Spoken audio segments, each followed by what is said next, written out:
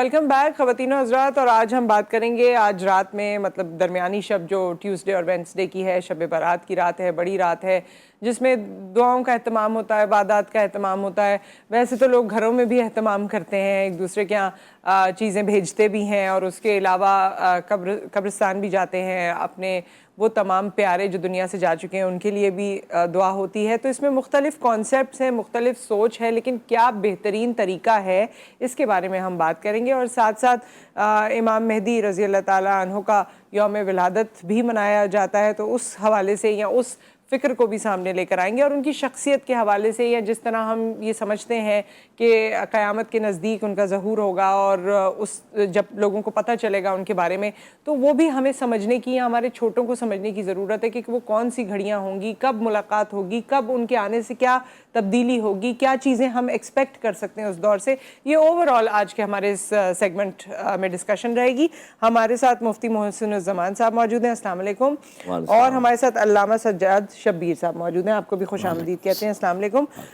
مفتی صاحب، جس طرح آج کی شب کی بات کی جا رہی ہے اور اس کے حوالے سے ہمیشہ ہی بچپن سے ہی ہم جاگنے کا اہتمام اور دیگر چیزوں کا کرتے ہیں، لیکن بہترین طریقہ جیسے میں نے کہا وہ اس رات کا کیا ہے، اور اس رات کو سمجھنے کے حوالے سے آپ کیا بیان فرمائیں گے؟ نحمد و نصلی علی رسول الکریم، اما بعد فاعوذ باللہ من الشیطان الرجیم، بسم اللہ الرحمن الرحیم، واما بنعمت ربک فحدث، آمنت باللہ، صدق اللہ العظیم۔ نصرت بہن، شعبان کا پورا مہینہ یہ حرمت والا مہینہ ہے، جس کے بارے میں رسول کریم صلی اللہ علیہ وسلم نے فرمایا کہ 4 مہینے ایسے ہیں جو حرمت والے مہینے، ان میں سے ایک مہینہ یہ شعبان کا مہینہ ہے۔ اور جب شعبان کا مہینہ آتا تو امی جان حضرت عائشہ صدیقہ رضی اللہ عنہا فرماتی ہیں کہ رسول خدا صلی اللہ علیہ وسلم اس پورے مہینے کثرت کے ساتھ روزہ رکھا کرتے، اور یہ جو 15ویں شب ہے، یعنی آج کی جو رات ہے، اس رات اللہ کے رسول صلی اللہ علیہ وسلم، امی جان فرماتی ہیں کہ میں اٹھی رات میں تو دیکھا حضور علیہ السلام بستر پر موجود نہیں ہے، تو پھر آپ نے دیکھا کہ حضور صلی اللہ علیہ وسلم جنت البقیع کا جو قبرستان ہے وہاں موجود ہے اور اللہ کے سامنے گڑ گڑا رہے ہیں۔ تو آپ نے پوچھا کہ حضور نے دیکھا اور فرمایا کہ تم یہاں تو المختصر کہ تم یہاں تو کیوں آئی، یا اس طرح کے جو سوالات ہوتے ہیں نا، لیکن حضور نے جب انہیں دیکھا تو فوراً جواب دیا کہ میں نے سمجھا کہ آپ کسی اور امہات المومنین کے کسی اور زوجہ کے پاس موجود ہوں گے، تو میں اس لیے آپ کو ڈھونڈتے ہوئے آ گئی۔ تو آپ نے فرمایا آج کی جو رات ہے نا، وہ رات اتنی خاص رات ہے کہ اللہ تعالیٰ ہر جان جو اگلے سال جس کا دنیا سے جانا ہوتا ہے اس کا نام لکھ دیا جاتا ہے کہ اس کی موت آنے والی، ہر جان جس کے رزق میں اضافہ کیا جاتا ہے اس کا نام لکھ دیا اس کے رزق میں اضافہ کر دیا جائے۔ ہر انسان جو کہ اللہ کا جو بندہ ہے، اللہ تعالیٰ جو اس کے رزق میں اضافہ کرنا اور اس کے ساتھ ساتھ اس کی عمر کی درازی وہ اس سال کر دی جاتی ہے۔ تو اس رات جب بندہ اللہ سے مانگتا ہے تو اللہ تعالیٰ اسے عطا کرتا ہے۔ تو اللہ کے رسول صلی اللہ علیہ وسلم اپنی امت کے لیے وہاں دعا فرما رہے ہیں۔ اسی طریقے سے رسول خدا صلی اللہ علیہ وسلم نے فرمایا امی جان سے کہ اس رات کی سب سے بڑی فضیلت یہ ہے کہ بنو قلب ایک عرب کا قبیلہ ہے، اس کی بکریاں بہت تعداد میں زیادہ ہوتی ہیں۔ تو حضور نے فرمایا جتنے ان بکریوں کے اوپر بال ہے، عام انسان کوئی بال کو گن نہیں سکتا، تو حضور نے فرمایا جتنی ان بکریوں پہ بال ہے نا، ان بالوں کے برابر اللہ تعالیٰ آج کی رات ان گناہگاروں کو بخش دیتا ہے جو جہنم میں جانے والے ہوتے ہیں، جن کے جہنم کے یعنی ایسے اعمال ہوتے ہیں جو نعوذ باللہ جہنم ہی کیا کرتے ہیں۔ تو حضور نے فرمایا کہ اللہ تعالیٰ ان کے بھی گناہوں کو معاف فرما دیتا ہے۔ کیوں معاف فرما دیتا ہے؟ کہ اللہ تعالیٰ آج کی رات رحمت برساتا ہے۔ اب آپ کی مثال پھر یہ دیتے ہیں، کہتے ہیں نا کہ انسان دنیاوی جب مثال لیتا ہے کہ ایک سیل لگتی ہے اور آپ دیکھتے ہیں buy one get one free, تو بائی ون نہیں ہو رہا، یہاں پر آپ ایک آنسو کا قطرہ بہائیں، اللہ بے شمار گناہوں کو معاف فرما ہے۔ اور اللہ کے رسول نے فرمایا، حضور فرماتے ہیں جب مسلمان مومن اللہ کے خوف سے اتنا آنسو بہا دے، جتنا مکھی کا سر ہوتا ہے، اللہ فرماتا ہے اللہ اس کے پچھلے گناہوں کو معاف فرما۔ سبحان اللہ، وہ تو بے شک بہت رحیم و کریم ہے، بہت رحمان ہے، اور بس دل سے کہیں بھی بات جو ہے وہ آسمان تک جاتی ہے۔ جو دل سے کہہ دی جائے، جو محبت میں اللہ تعالیٰ سے انسان یا گڑ گڑا کر یا نادم ہو کر کہہ دیتا ہے، وہ تو ایسے محسوس بھی ہوتا ہے، وہ پھر سکون دینے والی ذات بھی وہی ہے، دل میں جو سکون پیدا کرتا ہے اس کے بعد وہ ذات بھی وہی ہے۔ آج کی رات کے حوالے سے علامہ صاحب، اور جو عبادات کی جاتی ہیں اور جو ہمارے گھر میں ہمارے گھروں میں اور بھی اہتمام ہوتے ہیں، حلوے کے اہتمام ہوتے ہیں، کھانے پینے کے اہتمام ہوتے ہیں، اچھا ایک دو اور جملے بھی کہے جاتے ہیں ہمارے یہاں عام طور سے، جو میں چاہتی ہوں کہ آپ اس کی بھی تصحیح فرمائیے۔ یہ کہا جاتا ہے کہ جی یہ تو مردہ لوگوں کی عید ہے، کچھ لوگ یہ کہتے ہیں جی کچھ لوگ مردہ لوگ جو ہیں وہ اپنے گھروں کو آتے ہیں، پتہ نہیں اس طرح کی بہت سی باتیں عام طور سے کی بھی جاتی ہیں، کیا اس میں کوئی حقیقت ہے؟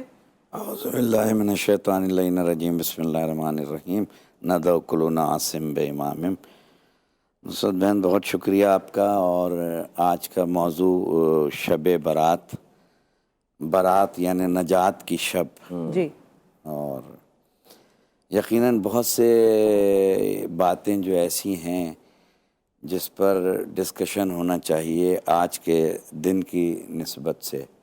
مفتی صاحب نے جیسے فرمایا کہ یہ شعبان کا مہینہ یہ تسلسل ہے رمضان سے ملنے کا، یعنی انسان کی تربیت شروع ہو جاتی ہے شعبان سے، اور اس کو آمادہ کیا جاتا ہے کہ وہ رمضان کو پالے۔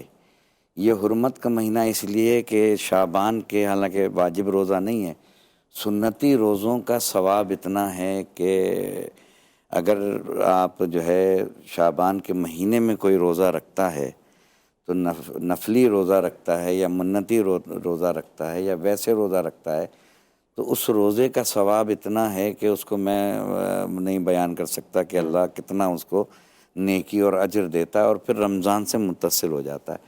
اور تو کل روزہ اگر کل بھی روزہ رکھیں تو وہ بہت ہی افضل ترین جو ہے وہ روزہ ہے۔ یعنی یہ میں کہنا یہ چاہ رہا ہوں کہ یہ تربیت ہو رہی ہے واجب روزے کی طرف۔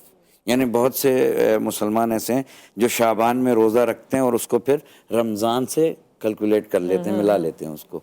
برات کی شب ہے، نجات کی شب ہے۔ آج کی رات پوری کی پوری سلامتی کی رات ہے۔ امام جعفر صادق علیہ السلام فرماتے ہیں کہ یہ وہ رات ہے کہ اگر اس رات کو کوئی جاگے تو 4 اور 5 جو اس نے عمرے کیے ہیں عمروں کے برابر اس کا ثواب ہے۔ یعنی جو مناجات کرے، دعائے کمیل پڑھے یا نوافل پڑھے، اعمال ہیں آج کی رات کے، آج کی رات کی نمازیں مختلف جو ہیں لکھی ہوئی ہیں، اور پوری رات جو ہے وہ جاگے۔ یہ برات اور نجات کی رات ہے کیسے؟ تو شیخ عباس قمی علیہ الرحمہ نے مفاتی میں اسی روایت کو نقل کیا ہے جو کہ ہمارے مفتی صاحب نے بیان کی، کہ امہات المومنین جو ہے انہوں نے دیکھا کہ سرکار جو ہے جنت البقیع میں دعا مانگ رہے ہیں، تو سرکار نے فرمایا کہ آج کی رات جسے میسر آ گئی وہ خوش نصیب ہے، اور آج کی رات جو ہے وہ اعمال لکھے جاتے ہیں، نصیب لکھے جاتے ہیں، عمر لکھی جاتی ہے، روزی لکھی جاتی ہے۔ یعنی آج پوری ہر انسان کی فائل کھلتی ہے، ری اوپن ہوتی ہے، اور اس کا نصیب لکھا جاتا ہے، اس کے نامہ اعمال کو دیکھا جاتا ہے۔ اور اگر معافی کی رات، یعنی یوں سمجھ لیجئے کہ میں اس کو آپ کی توسط سے آسانی سے سمجھا دوں کہ آج ہمارے پاس معافی مانگنے کا ایک بلینک چیک ہے ہمارے پاس، کہ ہم اس رات کو کس طریقے سے جو ہے، آج آپ نے کہا کہ حلوہ ہمارے ہاں، میں بچپن سے میں بھی دیکھتا تھا جب میں مدرسے میں نہیں تھا اس سے پہلے، کہ حلوہ ایک دوسرے کے ہاں، دیکھیں ہر خوشی میں ہمارے ہاں مسلمانوں میں ہر خوشی میں یہ حکم ہے کہ مسلمانوں کو کوئی تحفہ دو۔ ویسے بھی مومن مسلمان کو تحفہ دینے کا اجر و ثواب بہت ہے، تو اس خوشی میں ہم کوئی میٹھی چیز اگر کسی مسلمان بھائی کے ہاں بھیجیں، ضروری نہیں ہے کہ حلوہ بھیجیں، ضروری ہے کہ ہم زردہ بھیج دیں یا کوئی چیز پڑوسی کو یا اپنے رشتہ دار کو بھیجیں، تو یہ ایک اجر و ثواب کا ایک طریقہ ہے۔ آپس میں قربت کا ایک انداز ہے. لیکن اس میں علامہ صاحب ایسا بھی نہیں ہونا چاہیے نا کہ حلوے اور یہ سب بنا بنا کے رات تک خواتین اتنی تھک جائیں کہ پھر جو اس رات کی اصل روح ہے اور رات کو جاگنا ہے یا عبادت کرنی ہے یا اللہ تعالیٰ سے دعائیں کرنی ہیں اس وقت آپ جو ہے وہ کر ہی نہ پائیں. نہیں ضرور دیکھیں بہن، دیکھیں ایک تو چیک اینڈ بیلنس ضروری ہے نا، کہ ہر عبادت کا انداز اور طریقہ کار ہے. حلوے بنانے کا ایک عمل یعنی ضروری نہیں ہے کہ آپ حلوہ بنائیں، یہ کوئی وہ نہیں ہے، ٹھیک ہے نا. قبرستان جانے کا جیسے میں نے نص آپ کو بیان کر دی کہ قبرستان اس لیے جاتے ہیں کہ اپنے مرحومین کو خوشی میں یاد رکھیں. عید میں ہم لوگ کیوں جاتے ہیں قبرستان؟ بقرعید میں ہم کیوں جاتے ہیں؟ ویسے تو حکم ہے کہ ہفتے میں ایک دفعہ قبرستان ضرور جاؤ تاکہ تمہیں پتہ چلے کہ جو کل تک تمہارے ساتھ تھے آج جو تکبر اور غرور اور دولت کے نشے میں انسان کھویا ہوا ہے وہ اپنے کو دیکھے کہ اس کا انجام کیا ہے اور وہ کہاں سر. تو آج کے دن مستحب ہے کہ آپ قبرستان جائیں، اپنے مرحومین کو بھی یاد رکھیں. اور آج کے نفسا نفسی کے دور میں جس معاشرے میں میری بہن ہم زندہ ہیں، ہم پر لازم ہے کہ ہم سالوں نہیں جاتے قبرستان. بالکل بالکل. تو اگر آج قبرستان چلے جائیں اور وہاں فاتحہ پڑھیں مرحومین کے لیے، کل مسلمین کے لیے، تو یہ اجر و ثواب کا باعث بھی ہے. اور دوسرے یہ کہ زیادہ سے زیادہ آج کی شب جیسے کہ مفتی صاحب نے فرمایا عبادت الہی میں گزاریں، توبہ کریں، آنسو بہائیں، نمازیں پڑھیں اور خدا سے راز و نیاز بات کریں. میں تو یہ کہتی ہوں کہ اپنے رب سے باتیں بھی کریں. مفتی صاحب ایک تو وہ بات کو کنٹینیو میں کرنا چاہوں گی، آپ یہ بتائیے گا یہ جو جملے ہمارے عام طور سے کہے جاتے ہیں اس میں کتنی حقیقت ہے.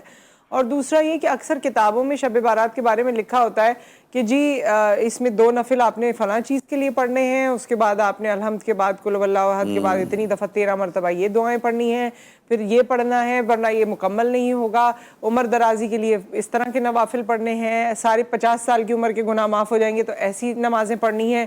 یہ اس کی کیا آپ روح سمجھتے ہیں؟ یہ صحیح بات ہے؟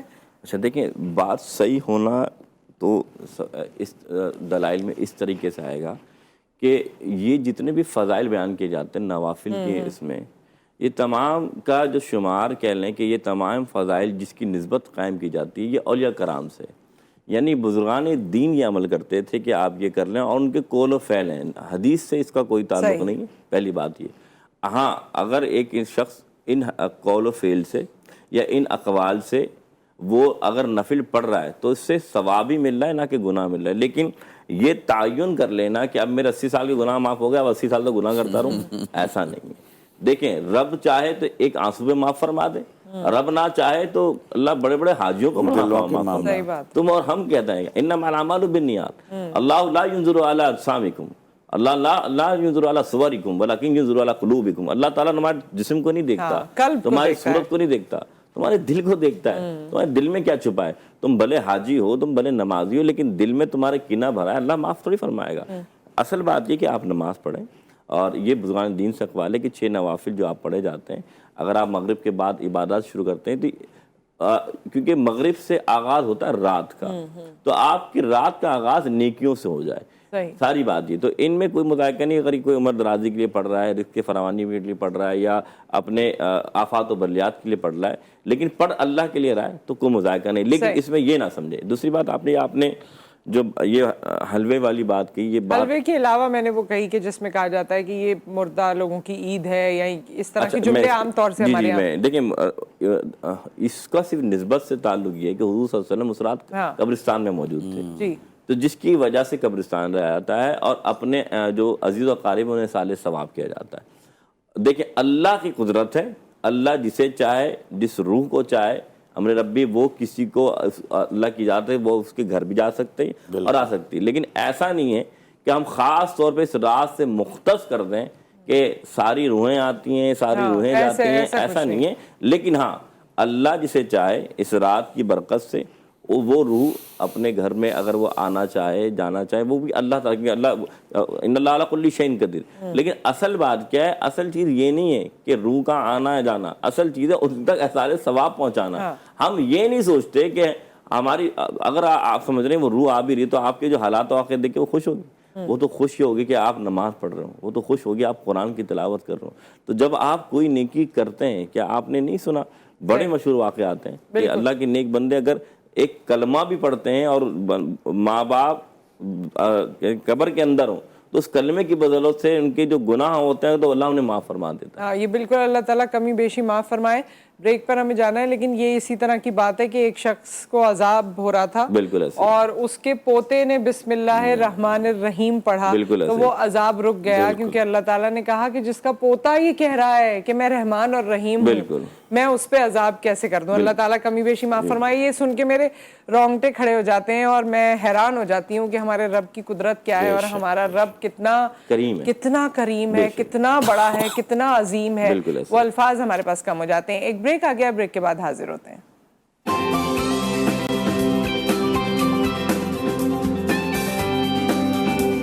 ویلکم بیک خواتین و حضرات. ہم شب برات کے حوالے سے بات کر رہے ہیں اور ہم ولادت امام مہدی رضی اللہ تعالیٰ عنہ کے حوالے سے بات کر رہے ہیں. مفتی محسن الزمان ہمارے ساتھ موجود ہیں، علامہ سجاد شبیر ہمارے ساتھ موجود ہیں. اور ایک اور بات، کیونکہ بہت ساری چیزیں میں تو علم حاصل کرنے کی غرض سے سوالات کرتی ہوں، اور جیسے ہم تین لوگ یہاں پر موجود ہیں اور تینوں کی سوچ منفرد اور مختلف ہو سکتی ہے، اسی طرح اختلاف رائے بھی ہے. اور اختلاف ہونا کہا جاتا ہے کہ ڈسکشن کا حسن ہوتا ہے. سو ہم اس کو ہر فقہ کو، ہر نظریے کو سمجھنے کی کوشش کرتے ہیں، اور یہ ہمیں سمجھنے کی کوشش کرتے بھی رہنی چاہیے. ہمارے علم میں اضافہ ہوتا ہے. جب ہم ولادت امام مہدی رضی اللہ تعالیٰ عنہ کی بات کرتے ہیں تو ظاہر ہے اس میں بھی تھوڑا بہت ڈفرینسز ہیں، لیکن بات وہی ہے کہ امام مہدی کے ظہور کے حوالے سے ہم سب کو آگہی ہے. ہم سب ان کی شخصیت کے حوالے سے، ان کے فضائل کے حوالے سے جاننا چاہتے ہیں.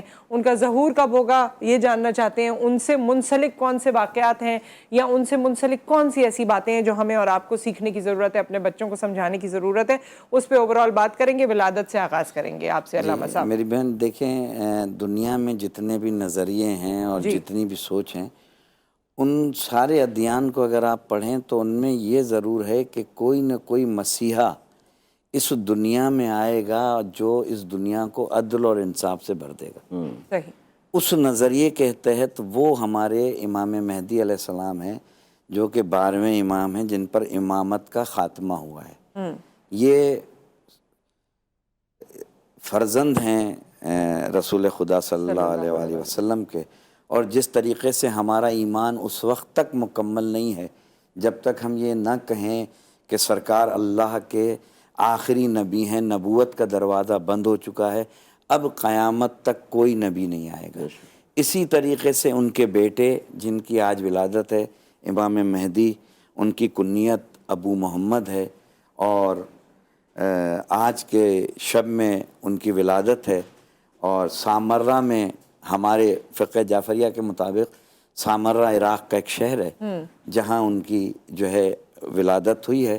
اور جیسے کہ ہمارے مفتی صاحب تشریف فرمائیں، ان کے ہاں امام پیدا ہوں گے اور ہمارے ہاں پیدا ہو چکے ہیں. جیسے کہ آپ نے فرمایا، اختلاف یہ اختلاف نہیں ہے، کیونکہ اصول اختلاف اگر ہو تو اصول میں ہو. یہ معاملات ہیں، چھوٹی سی چھوٹی باتیں ہیں کہ پیدا ہونا یا پیدا ہو جانا یہ معنی نہیں رکھتا. معنی یہ رکھتا ہے کہ وہ آ کے کریں گے کیا اور ان کی رسپانسبلٹی کیا ہے، اور مسلمانوں کو اس کے لیے تیاری کیا کرنی ہے.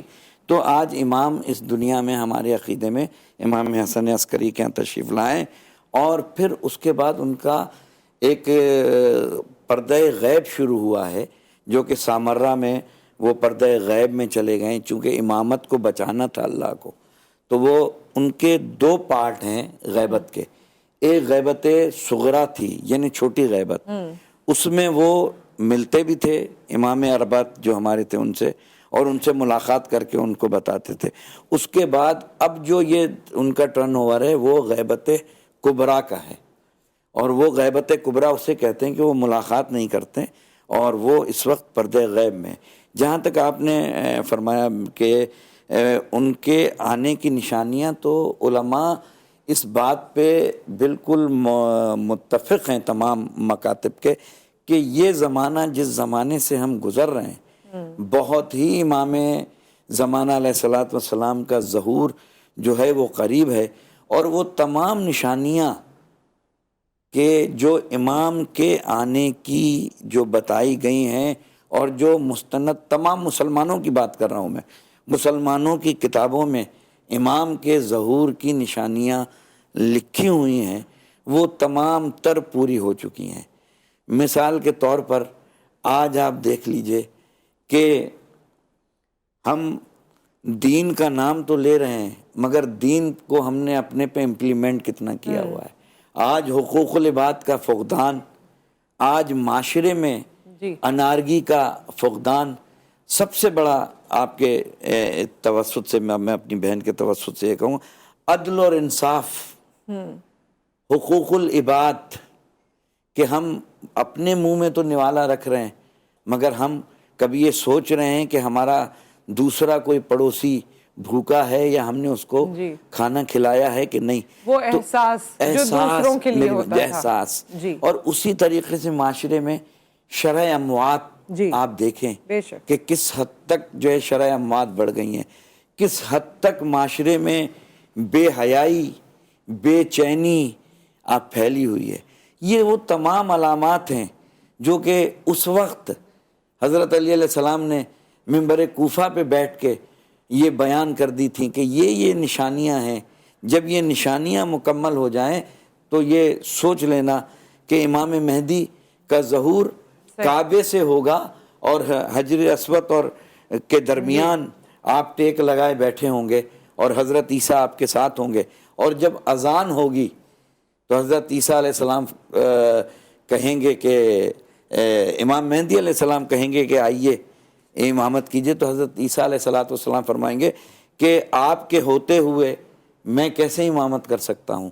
تو حضرت عیسیٰ علیہ السلام جیسے اولوالعزم پیغمبر آپ کے پیچھے جو ہے نماز ادا کریں گے، اور وہ زمانہ ہوگا جب شیر اور بکری ایک ہی حوض میں پانی پئیں گے، اور عدل اور انصاف سے امام مہدی علیہ السلام دنیا کو بھر دیں گے، اور آپ کی تلوار ان ظالموں ان کے لیے چلے گی جنہوں نے دنیا میں ظلم، فسق و فجور کیا ہوگا۔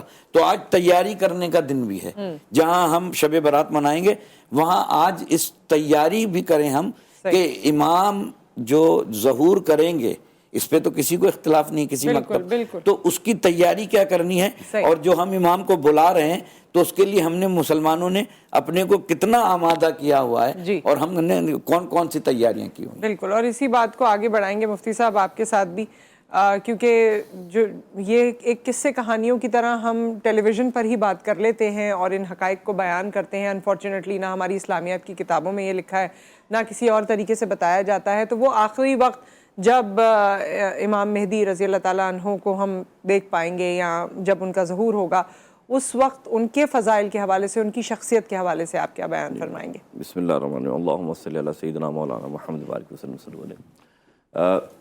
امام مہدی یہ وہ شخصیت ہیں یا وہ ذات ہیں کہ رسول کریم صلی اللہ علیہ وسلم نے فرمایا کہ ہر صدی میں ایک امام آئے گا جو کہ دین کی حجت بنے گا، یعنی دین کو زندہ کرے گا، اور آخر میں میری اولاد میں سے، یعنی خاتون جنت حضرت فاطمہ الزہرا تعالیٰ کی اولاد میں سے ایک میرا بیٹا پیدا ہوگا جو کہ پورے کائنات یعنی پوری دنیا کے اندر عدل و انصاف کو قائم کر دے گا، اور ان کا نام کیا ہوگا؟ مہدی ہوگا۔ تو امام مہدی وہ شخصیت ہیں، وہ ذات ہے کہ جب قیامت قریب ہوگی، اس کی میں نفسا نفسی پھیل چکا ہوگا، عدل و انصاف کا خاتمہ ہو چکا ہوگا، یہاں تک کہ ایک شخص گناہ کرتے ہوئے دیکھے گا، اور اگر وہ گناہ کرتے ہوئے دیکھ کر اتنا کہہ دے کہ بھائی چھپ کے کر لو، تو وہ شخص شاید ولی ہوگا، یعنی اتنا وہ شخص اتنا گناہ عام ہو جائے گا کہ بھائی سب کے سامنے مت کرو، اسے اتنی حیا ہوگی، ورنہ حیا ختم ہو جائے گی، یعنی حیا شرم حضوری ختم ہو جائے گی۔ یہ ہو رہا ہے اس وقت، وہ میں علامات وہی۔ تو اب یہ جب چیزیں شامل ہوئیں کہ گناہ کرنے والا بالکل ہو رہا، آپ موبائل میں دیکھیں کہ سامنے والا بیٹا پتہ ہی نہیں ہے کہ کون کیا استعمال کر رہا ہے، تو ہر جگہ بے حیائی پھیلی، ہر جگہ بے شرمی پھیلی ہوئی ہے، تو دیکھنے والا کیا کہے، کوئی دیکھ لے گا چھپ کے کر لو، تو وہ شاید نیک ہوگا، ورنہ تمام کے تمام گناہوں میں ملوث ہوں گے۔ ہر ایک یہ سوچ رہا ہوگا کہ بس مجھے تو مال کمانا ہے، حلال اور حرام کی تمیز مکمل ختم ہو جائے گی۔ تو جب یہ حالات ہو جائیں گے تو اللہ تعالیٰ پھر امام مہدی کا ظہور یعنی ان کی ولادت پیدا فرمائے گا. ہمارے یہاں جو ہے ان کی ولادت ہوئی نہیں. ہمارے یہاں یہ کہ جب قیامت بہت قریب ہو جائے گی تب ان کی ولادت ہوگی. وہ مکے شہر میں ہوں گے، خانہ کعبہ کے اندر ہوں گے، اور پھر غیب سے ندا آئے گی، جیسے کہ حضرت نے فرمایا کچھ باتیں ایسی ہیں. پھر امام مہدی جو ہے وہ قافلہ لے کے شام کی طرف جائیں گے، ایک مسلمانوں کا قافلہ، اور پھر ان کی جو تلوار ہے وہ حق و باطل کا فیصلہ کرے گی. اور اس دوران ایک روایت میں 7 سال اور دوسری روایت میں 9 سال آپ کی حکومت قائم رہے گی، اور اس دوران پوری دنیا کے اندر عدل و انصاف قائم ہو جائے گا. تو آپ وہ شخصیت ہوں گے، آپ وہ ذات ہوں گے کہ میں اس بات کو بڑے آسان انداز میں سمجھا دیتا ہوں. آج ہم مختلف پہلوؤں پہ بات کرتے ہیں کہ ہدایت پر کون ہوگا، فلاں مسلک والا، فلاں مسلک والا، فلاں مسلک والا. امام مہدی ایک حجت ہے، اور وہ حجت کیا ہے کہ جس کے پاس وہ کھڑے ہو جائیں گے وہ ہدایت پہ ہو جائے گا. یعنی کہ جو لوگ ان کے ساتھ ہوں گے وہ ہدایت پر ہوں گے.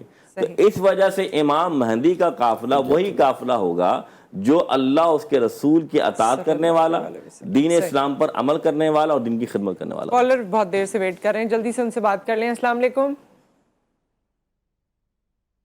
السلام علیکم. وعلیکم السلام. جی کیا سوال ہے آپ کا؟ جلدی سے کر لیجئے، وقت کم ہے ہمارے پاس. اچھا میں یہ کہہ رہی ہوں کہ مولانا صاحب سے پہلے تو ان کو سلام کرتی ہوں. وعلیکم السلام. اور جی مولانا صاحب مطلب یہ عرض ہے کہ جیسے شب برات آ جا رہی ہے تو ہم گھروں میں عبادت کریں یا امام بارگاہ میں؟ اور دوسرا ہے کہ دوسرا سوال ہے کہ عرضی جو دینی ہوتی ہے وہ ہم کسی علماء کے حوالے کرتے جو امام بارگاہ سے جاتے ہیں، ٹھیک ہے ہم خود سمجھ گیا میں ڈالیں؟ ٹھیک ہے، آن ایئر بات کر لیتے ہیں اس پہ. ایک اور کالر ہیں. السلام علیکم. ٹھیک ہے علامہ صاحب اس کا جواب دے دیجئے، پھر روزے کی بھی آپ فضیلت بیان کر دیجئے. خواتین کے لیے کیونکہ یہ سنتی عبادت ہے، واجب نہیں ہے، تو خواتین جو ہیں وہ گھر میں نماز کا جو طریقہ ہے مفاتی کو کھولیں، اس میں سے جو نمازیں ہیں بتائی گئی ہیں 2 رکعت نماز ہیں، اعمال ہیں، تسبیحات پڑھیں اور پوری رات باوضو رہیں، دعائے کمیل پڑھیں اور قرآن مجید کا زیادہ تر وہ کریں، نماز شب پڑھیں اور گھر ہی میں رہتے ہوئے باحجاب اعمال کریں. دوسری بات عریضے کی کہ آج کی رات جو عریضہ لکھ کے اور ڈالا جاتا ہے پانی میں، تو ضروری نہیں ہے کہ میری یہ بہن خود جا کے عریضہ ڈالے. امام بارگاہوں میں انتظام ہوتا ہے، آپ عریضہ لکھیں. عریضہ ایک تو عام ملتا ہے جس میں دعا لکھی ہوتی ہے، آپ کاغذ پہ بھی لکھ سکتے ہیں. پاک کاغذ لیں، قلم لیں، اس کو پاک کر کے عریضہ لکھیں اور اس کو آٹے میں جو ہے بند کر کے امام بارگاہ بھجوا دیں. وہاں پہ ایک انتظام ہوتا ہے کہ کوئی بھی جا کے، بہت سارے لوگ جاتے ہیں، سب کے عریضے ڈال دیے جاتے ہیں. آپ پہ لازم نہیں ہے کہ آپ جا کے ڈالیں. بالکل ختم ہو گیا. ایک 2 جملے میں اگر روزے کی فضیلت بتا دیجئے. دیکھیں حضرت انس بن مالک تعالیٰ فرماتے ہیں رسول خدا صلی اللہ علیہ وسلم کہ جو صحابہ کرام تھے وہ کیا کرتے تھے کہ جب شعبان کا یہ مہینہ آتا تھا تو وہ کوشش یہ کرتے تھے کہ اس تمام جو دن ہے اس کو روزے میں گزاریں. اور حضور صلی اللہ علیہ وسلم اس پہ میں مزید آپ سے پوچھ لیتی ہوں. بریک ہے، میں سمجھی پروگرام کا وقت ختم ہو رہا ہے، بریک ہے، بریک کے بعد واپس آتے ہیں، اس کو کنٹینیو کرتے ہیں. آپ ہمارے ساتھ رہیے گا.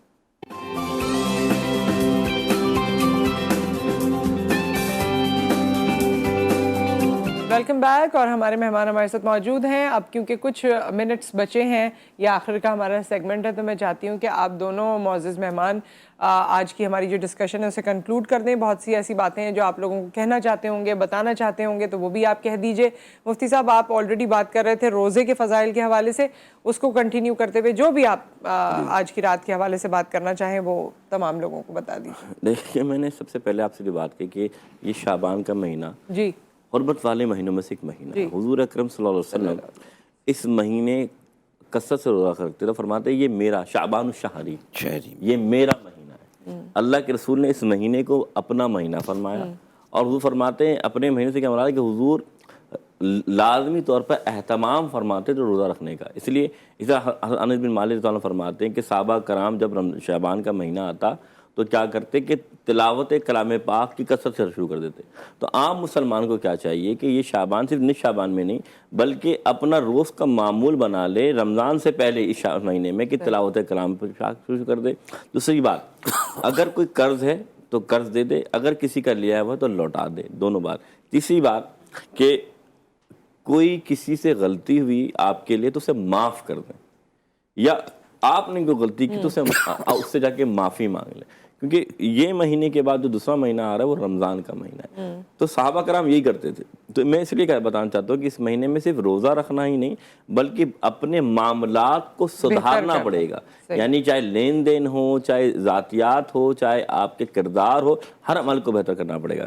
دوسری بات جو میں آپ سے کرنا چاہتا تھا کہ بہت سے لوگ ایک سوال کرتے ہیں کہ اس رات کن لوگوں کی بخشش نہیں ہوتی، آپ یاد رکھیے گا، بہت سے ایسے لوگ ہیں جب تک کہ وہ یہ کام نہیں کریں گے اس رات وہ عبادت بھی کرنے ان کی بخشش نہیں ہوتی۔ جیسے مثال کے طور ماں باپ کا نافرمان، اگر کوئی شخص ماں باپ کا نافرمان ہے تو اسے پہلے چاہیے، جو میں نے آپ کو معافی مانگ لی، جو میں آپ سے ایک بات کر رہا تھا کہ وہ اس رات عبادت کرے، لیکن عبادت کرنے سے پہلے اگر ماں باپ زندہ مختصراً کمپلیٹ کر لیں تاکہ ہم تو وہ اپنے ماں باپ سے بھی معافی مانگ لے، اور پھر ان سے معافی مانگ کر، یعنی کہ جو میں مختصر بتا دیتا ہوں کہ سود خور ہے، ماں باپ کا نافرمان ہے، اور اسی طریقے سے ایسا شخص جو جھوٹ بولتا ہے تو ان چیزوں سے اجتناب کرتے ہوئے، نشہ کرتا ہے تو وہ ان چیزوں سے اجتناب کرتے توبہ کرے اور پھر اللہ تعالیٰ کی بات کرے۔ آخری بات، اس رمضان لوگ قبرستان جاتے ہیں، قبرستان ضرور جائیں، لیکن وہاں پر جا کر آپ وقت کو ضائع کریں، وہاں پر جا کر لوگ نشہ کریں، وہاں پر جا کر لوگ تفریحاً جائیں، اللہ تعالیٰ اس کا کوئی ثواب نہیں دے گا۔ آپ فاتحہ پڑھ کر آ کر زیادہ تر عبادت اللہ کے گھر میں زیادہ ثواب ہے۔ جی علامہ صاحب، آج کی رات میں نے جیسے کہ تجدید عہد کی رات ہے، گھر میں توبہ استغفار کریں اور اپنے نفس کا جائزہ لیں کہ ہم نے کیا کیا کیا ہے اور کچھ غلطیاں کی ہیں تو اس پہ استغفار کریں، اور امام زمانہ علیہ الصلوۃ والسلام کی آمد پر ان کا استقبال کریں، اور اب یہ سوچیں کہ امام زمانہ جب تشریف لائیں گے تو کیا ہمارا کردار ایسا ہے کہ ہم ان کا سامنا کر سکیں گے، اور جو ان کے فرامین ہیں اور جو انہوں نے حکم دیا ہے کیا ہم اس کو بجا لا رہے ہیں، کیا ہم نے تیاری کر لی ہے کہ امام زمانہ علیہ السلام تشریف لے آئیں تو ہم تمام مسلمان ان کا سامنا کر سکیں گے، کیا ہم اس قابل ہیں۔ آج کی رات اپنے نفس کی محاسبے کی رات ہے، آج ہمیں تہیہ کرنا ہے، حقوق العباد کو ادا کرنا ہے، اور وہ معاشرے میں جو انارگی ہے، بھوک ہے، افلاس ہے، بے حیائی ہے، جیسے کہ ہماری بہن نے بھی سوال کیا تھا، با حجاب رہیں، اپنے کو گھر میں گھر کے حقوق ادا کریں، رشتہ داروں کے حقوق ادا کریں، مسلمانوں کے نیکی کریں۔ عبادت کا تعلق ہے قلب سے، جب تک قلب پاک نہیں ہوگا، بہت سے لوگ دوڑے جا رہے ہیں قبرستان، راستے نہیں مل رہے ہیں، ٹریفک جام ہے، وہ بھائی گھر پہ فاتحہ پڑھ لیں، وہ فاتحہ وہیں تک پہنچ جائے گا، کل چلے جائیے گا۔ ٹھیک ہے، ود دیٹ بہت بہت شکریہ آپ دونوں کی تشریف آوری کا اور یہ تمام گفتگو کا۔ تمام باتیں جو میرے ذہن میں آئیں اور مجھے لگتا تھا کہ آپ تک پہنچانی چاہیے، وہ ذمہ داری ہم نے یہاں پر اپنی نبھانے کی کوشش کی ہے۔ آپ سب آج کی رات اپنے آپ کو دعاؤں میں یاد رکھیں گے، اگر کہیں ہمارا خیال آ جائے تو ہمیں بھی دعاؤں میں یاد رکھیے، یہی ہمارے لیے بہترین تحفہ ہے، اور بس اللہ تعالیٰ ہم سب کی مغفرت فرمائے، ہم سب کو توفیق دے کہ ہم بہتر زندگی گزار سکیں۔ اور میں تو کہتی ہوں اگر موقع مل جائے، وہ تو پتہ نہیں ہے کہ کب ان کا ظہور ہوگا امام مہدی کا، لیکن اگر موقع مل جائے تو ان کی صفوں میں کھڑے ہو جائیں، ان کے پیچھے کھڑے ہو جائیں، ایسی قسمت بن جائے تو پھر اور کیا چاہیے۔ اپنا خیال رکھیں، دعاؤں میں یاد رکھیں، پھر ملاقات ہوگی۔ اللہ حافظ۔